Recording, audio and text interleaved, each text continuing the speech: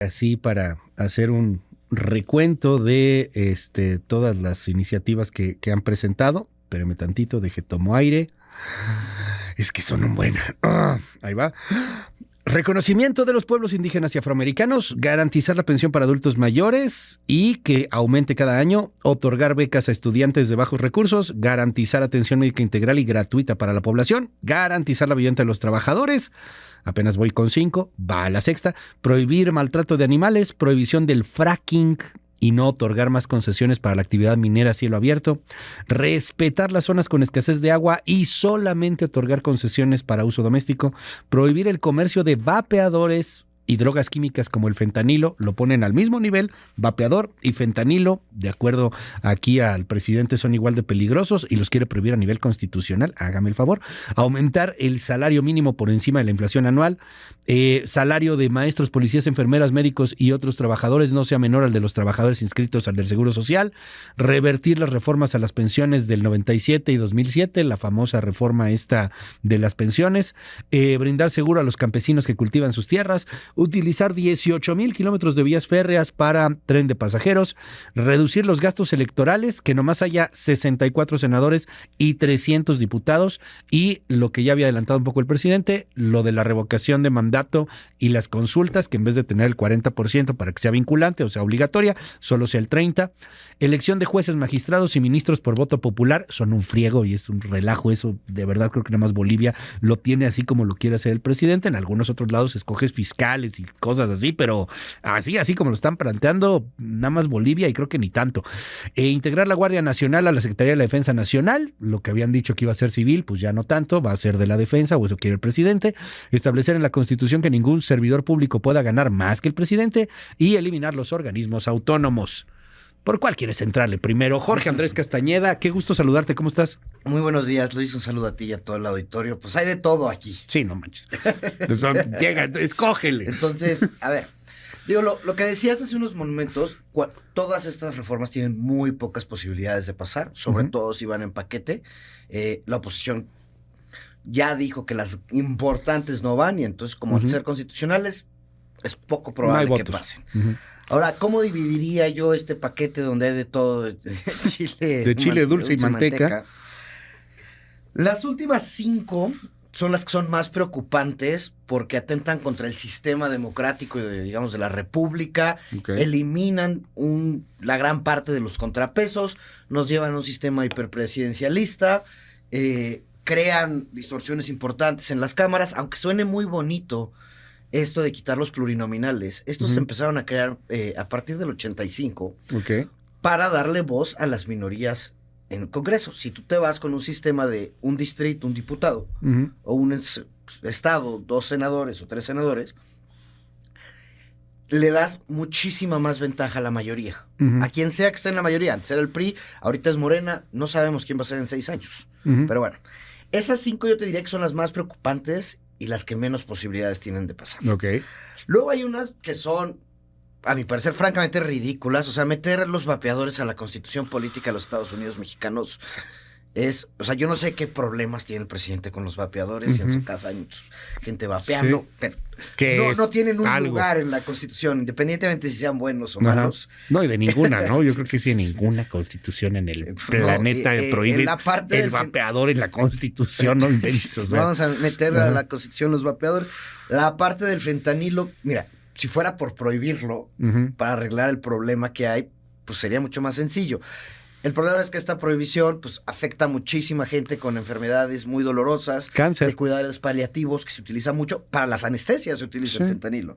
Entonces, esa en particular a mí me parece, con toda franqueza y respeto, ridícula. Desproporcionada, ¿no? Totalmente, ¿no? Luego hay varias que son buenas intenciones y cosas que de una u otra forma ya están en la Constitución. El derecho a la salud ya está en la Constitución. El derecho a la vivienda ya está en la Constitución. Entonces, ¿qué es lo que quieren proponer nuevo?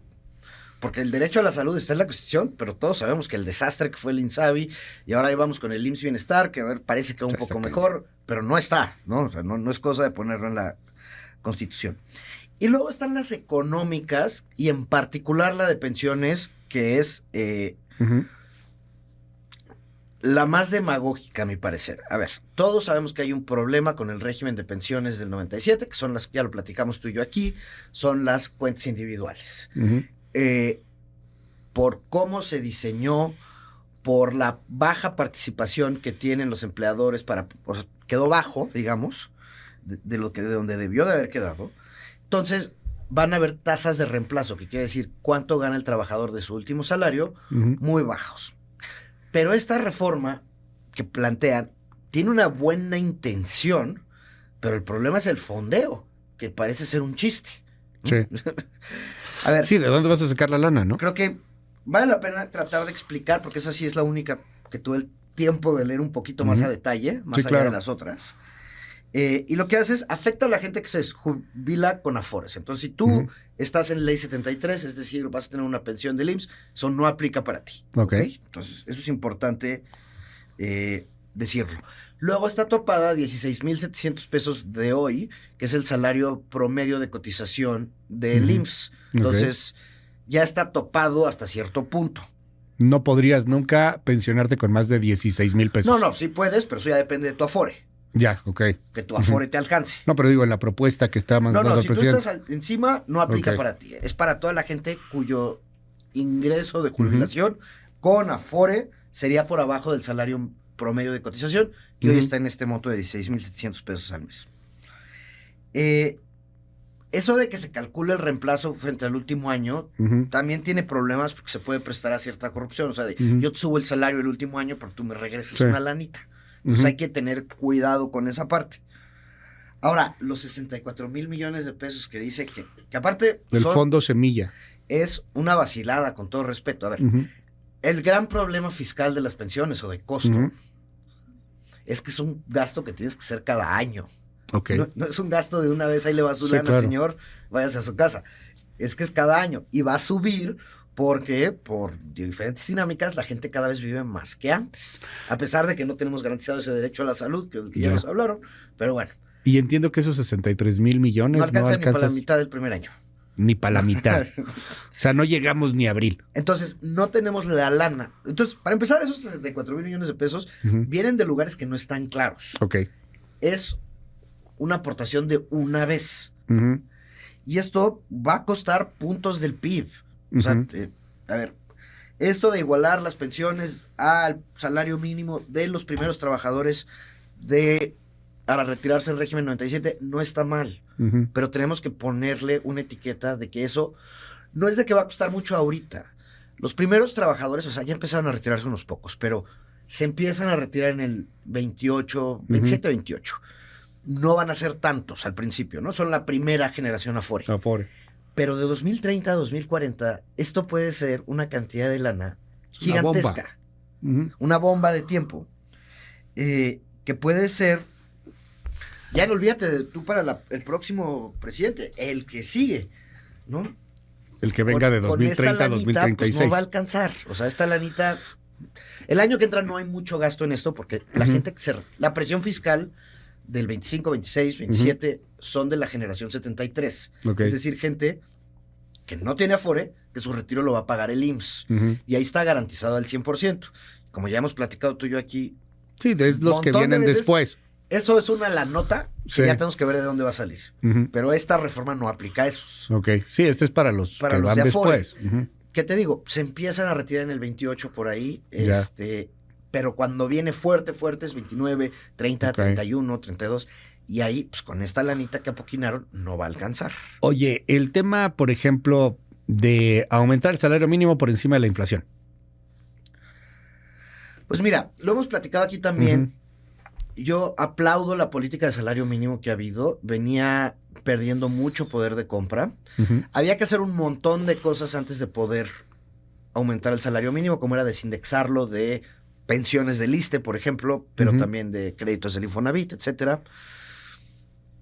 Hasta cierto punto alcanza para seguir subiendo el salario mínimo. Ahora, si solo lo subimos inflación cada año a partir de ahora, pues se va a mantener el poder de compra. Y ahí se queda.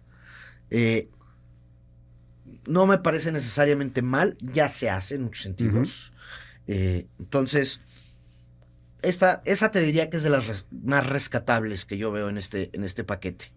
La parte de garantizar los salarios a profesores, policías, está muy bien, pero eso también hay que ver cuánto va a costar, porque todos son empleados del Estado, ¿no? Y, yo no entiendo muy bien este asunto. O sea, ¿hay algunos que ganan menos todavía? O sea, ¿por qué ponerlo en la Constitución, meter el tema de los policías, profesores, O sea, hay de etcétera? todo. Hay policías municipales que ganan muy mal. Ok, Y es parte, quizá dirán algunos, del problema de seguridad que tenemos en el país. ok, o sea, hacerlo como una especie de homologado, un salario mínimo para profesores y policías. Y médicos, Y también hay de médicos. todos. Hay Ujú. médicos internistas, o sea, los que están haciendo su internado, que creo que ni les pagan muy Sí, claro. poquito. Esos no sé si entran aquí o no. Hay médicos en las Sí, instituciones los públicas que residentes, ganan ¿no? mucho más. Ujú. Veremos. O sea, hay que ver el detalle de qué hablan. Ujú. Y pues ahora sí es cuando necesitamos, lo que se ha dicho, este centro de estudios fiscales que nos diga, mira, esta propuesta 11 vale Tanto. 0.8% del PIB. Ujú. No los tienes. ¿De dónde va a salir? Ahorita con el PIB, o sea, de lo que tenemos del PIB, prácticamente todo está ya amarrado, ¿no? O Todo sea, está amarrado. la parte de tu La- margen de maniobra, de la lana Es- que tenemos de presupuesto es nada. Es mínimo. Sin una reforma fiscal, cada vez va a ser menos incluso. Para entender mejor una reforma fiscal es que nos cobren más impuestos. A alguien va a tener que pagar más impuestos en algún lugar. Alguien tiene que pagar esto. Y yo no veo ni a Sheinbaum, ni a Gálvez, ni a Álvarez Maínez pues proponiendo subir No, impuestos. pues en nadie va a campaña, proponer ¿no? subir los impuestos. Es un O sea- suicidio político. Yo creo que quien Ujú. sea que gane, Claudia o Xochitl, Ajá. es inevitable. ¿Cuánto? Hay Sí. varias propuestas allá. ¿De qué mecanismo? Si es el IVA, si es el predial, si es el ISR. Vamos a ver cómo le hacen. Pero ya entre el pago de pensiones Ujú. 73, que hablamos Sí. hace un segundo, el servicio de la deuda y las obligaciones salariales, etcétera, ya se come casi todo el presupuesto. A eso súmale las obras que no están terminadas, aunque Ujú. dicen que ya están terminadas. No están terminadas. Ya. Les falta mucha lana que meterle. No va a haber mucho margen de maniobra hacia adelante. Otra que me llamó la atención y que va mucho en los temas económicos, la prohibición del fracking y no más concesiones a la actividad minera. Bueno, la parte minera digamos, es un relajo aquí en México. es un la parte relajo. minera, ¿no? O sea, Hay mucha parte de contaminación preocupante, pero el otro tema del fracking es el gas. Sí, me parece que lo platicamos también aquí una vez Sí. tú y yo. El gas natural, vivimos de gas natural. Sí, sí, o sea, sí. lo que alimenta de energía a nuestro país es el gas natural, es el gas natural de Texas. De Texas y un Ujú. poquito de Oklahoma. Ok. Y ese se saca con fracking. Ujú. Entonces, cuando él habla de seguridad Ya. energética, soberanía energética, Ujú. que a mi parecer es un error, deberíamos hablar de seguridad, pero bueno, dependemos de ese gas tejano. Ujú. Y ese gas tejano se saca con fracking. Entonces, Ujú. si quisiéramos dejar de importar, solo podríamos hacerlo a través de ese mecanismo. Ujú. Y no va a cambiar el gas natural de ser nuestra principal fuente de energía. Ok. Se utiliza para la industria, para hacer electricidad. Es Sobre ya todo.